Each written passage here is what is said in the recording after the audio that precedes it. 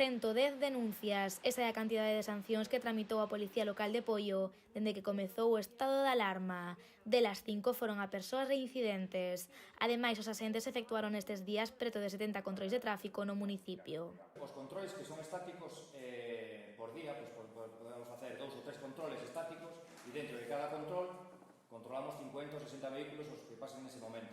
Entonces, en total se fixeron hasta ahora 70 controis, pero de vehículos, 3.500 vehículos pasaron por esos controles.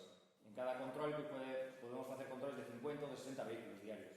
A Policía Local de Poio está a facer tamén unha gran labor de comunicación. Nos últimos días os asentes recibiron preto de 1.300 chamadas para pedir información sobre as limitacións do estado de alarma. Neste eido, o Goberno Municipal asegura que a atención domiciliaria está garantida. O Concello está a levar a cabo un protocolo de recollida de liso en 6 domicilios e está a atender outros 10 que precisan de recursos de primeira necesidade. O Concello de Poio atende 10 domicilios os que recurriron para solicitar produtos de primeira necesidade. Vale? Eses son os 10 domicilios que se están atendendo. Non todos responden a persoas infectadas, pero sí responden a persoas que son maiores de 65 anos, que están en risco e que o queremos é evitar que teñan que salir á rúa, pois, sobre todo, protexelos de posibles contagios. En canto á desinfección, o Concello está a realizar diariamente tarefas de limpeza en diferentes puntos do municipio, en especial naquelas zonas onde hai maior afluencia de xente.